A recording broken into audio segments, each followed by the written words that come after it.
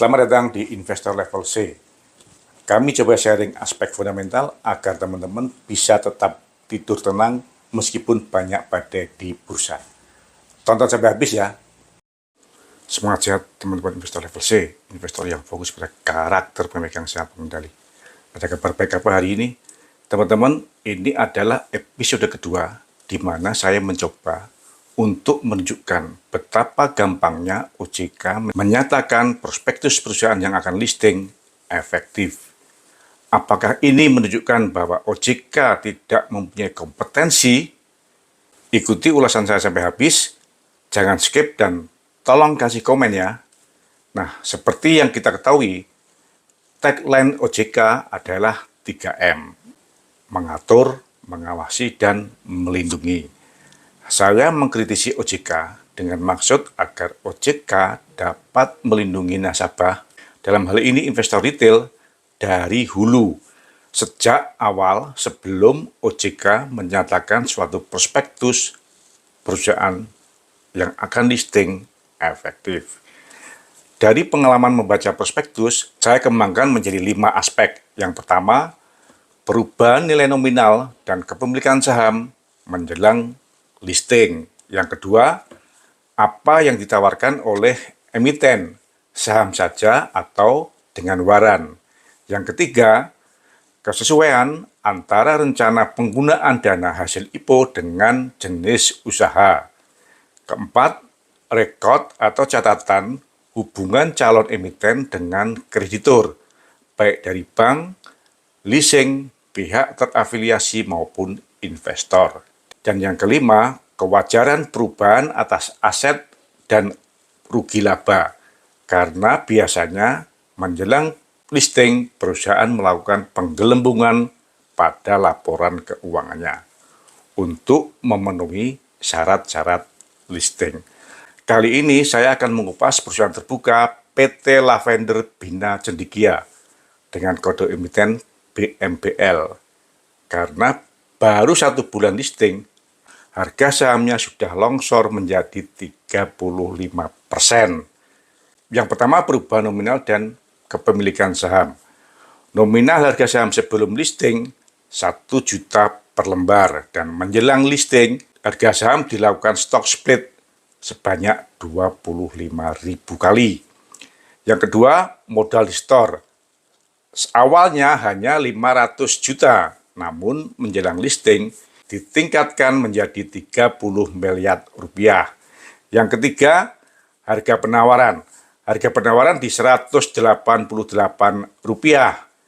Dibanding dengan harga nominal saham 40 rupiah, maka harga penawaran sudah mencapai 4,7 kali. Dari sisi kepemilikan saham, BMBL awalnya hanya dimiliki oleh Galih Pandekar dan Aulia Firdaus dengan total modal store 500 juta rupiah. Namun, menjelang listing, jumlah modal di store ditingkatkan. Galih Pandekar menjadi 3,85 miliar, Aulia Firdaus menjadi 3,15 miliar, dan PT Sentra Investa Maksima yang pemegang saham mayoritasnya saudara Galih Pandekar 12,65 miliar, dan PT Amar Al-Amanah yang pemegang saham mayoritasnya Aulia Firdaus sebesar 10,35 miliar. Dengan demikian, modal di store naik dari 500 juta menjadi 30 miliar rupiah. Nah, apakah OJK telah melakukan verifikasi terhadap penambahan saham ini, terutama saham-saham yang di-store tunai oleh PT Sentra Investa Maksima dan PT Amar Al-Amanah? Dan tentunya, apakah OJK sudah melakukan verifikasi terhadap asal-usul dana yang di-store tunai tersebut? Dari struktur pemegang saham yang ada, maka pemegang saham pengendali adalah saudara Galih Pandekar sebagai ultimate shareholder-nya.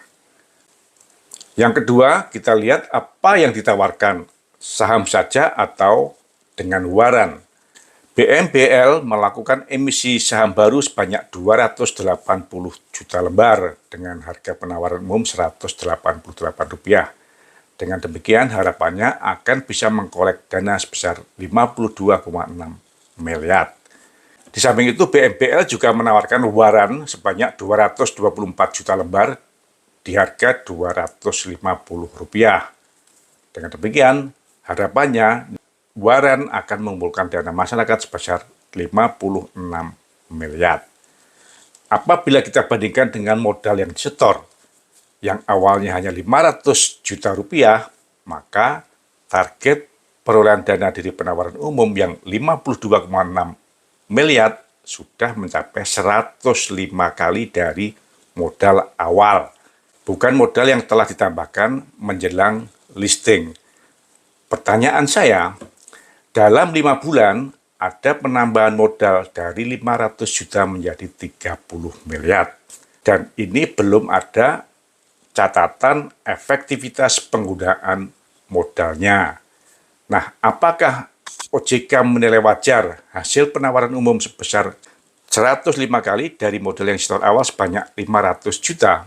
Sementara tambahan modal yang disetor menjelang listing, efektivitasnya belum dirasakan. Lalu yang ketiga, alokasi penggunaan dana hasil penawaran umum. Sesuai dengan prospektus, 76% atau 40 miliar dana hasil IPO digunakan untuk pelunasan pembelian aset-aset dan renovasi. Aset-aset yang dibeli kebanyakan berupa apartemen dan pengembangan kanal atau konten. Kemudian 24% digunakan untuk modal kerja, mencakup pemasaran, training, dan konsultan. Nah, saya ragu apakah OJK memahami model bisnis dari bimbingan belajar, karena sebagian besar hasil listing digunakan untuk membeli aset tetap, dan kebanyakan berupa apartemen. Padahal sesuai dengan past performance, tempat belajar dilakukan dengan cara sewa. Dalam prospektusnya, dari contoh 5 tempat belajar, hanya 1 yang merupakan milik sendiri, berupa kantor. Lainnya merupakan ruang hotel atau ruang coworking yang dilakukan dengan cara sewa. Dari sini saya mempertanyakan mengapa prospektus seperti ini bisa lolos dari OJK.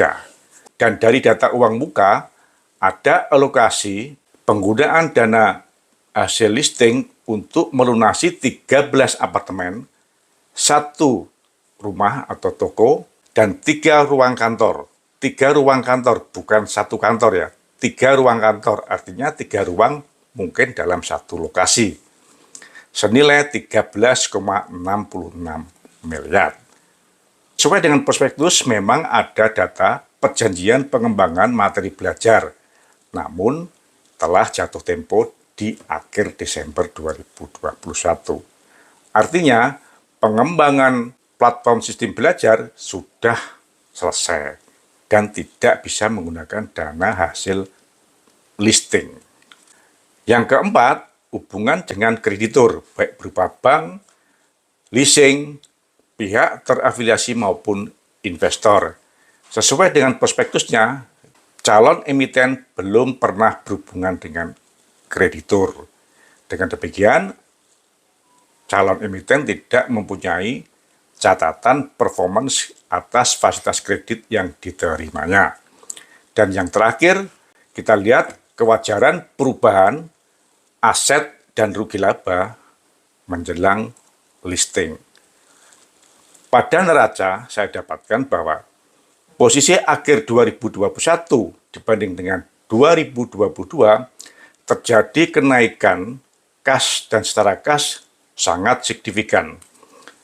Kas pada akhir 2021 hanya 356 juta, namun pada 30 Mei 2022, posisi kas dan setara kas meningkat menjadi 24,6 miliar rupiah. Perubahannya mencapai 6.911% yang berasal dari setoran saham. Yang kedua, ada uang muka yang meningkat dari posisi akhir 2021 sebesar 1,061 miliar menjadi 1,43 miliar. Peningkatan sebesar 369 juta digunakan sebagai uang muka untuk pembelian apartemen.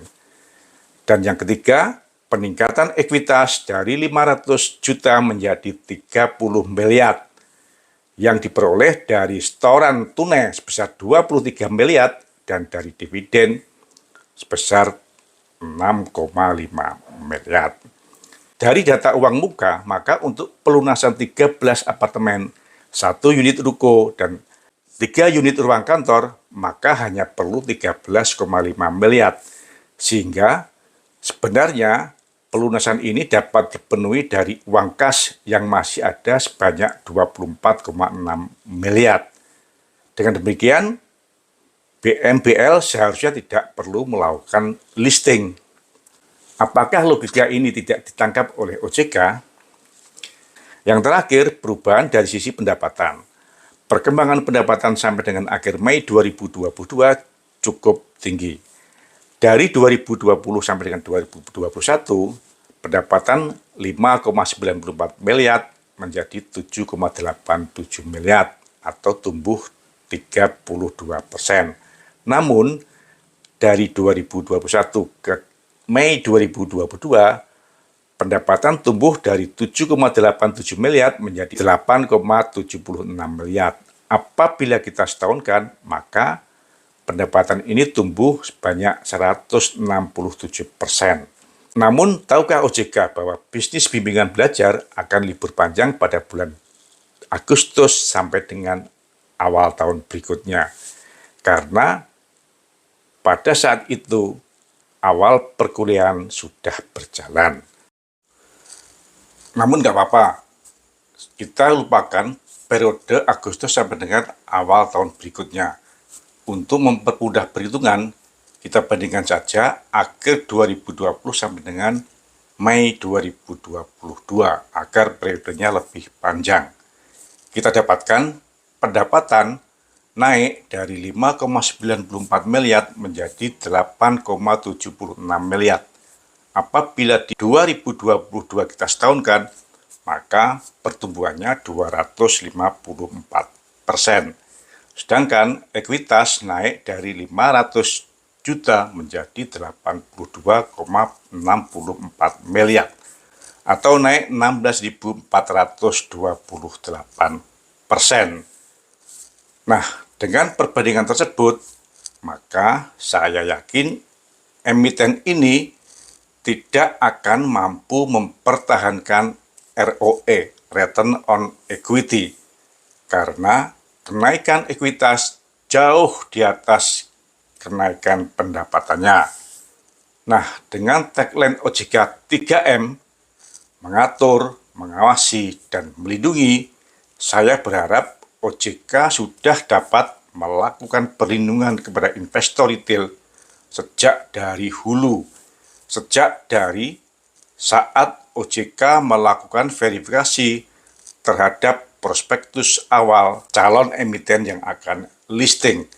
Dengan demikian, pekerjaan OJK selanjutnya dalam mengawasi akan jauh lebih ringan dan tidak dengan gampang akan muncul lagi Bedi Cokro atau Gauta Andani yang baru. Menurut teman-teman bagaimana? Apakah kemampuan verifikasi OJK perlu ditingkatkan dan apakah saat ini OJK belum mempunyai kompetensi yang cukup baik untuk melakukan verifikasi terhadap prospektus emiten yang akan listing? Kasih komen ya. Jaga kesehatan dan tunggu kira-kira kondisi emiten yang listing di tahun ini apakah akan lebih baik dari tahun yang lalu. Semangat sehat. Terima kasih telah menonton. Jangan lupa kasih komen agar channel Investor Level C dapat lebih berkualitas. Dan jangan lupa sharing agar teman-teman yang lainnya bisa mendapatkan manfaat dari channel Investor Level C. Terima kasih.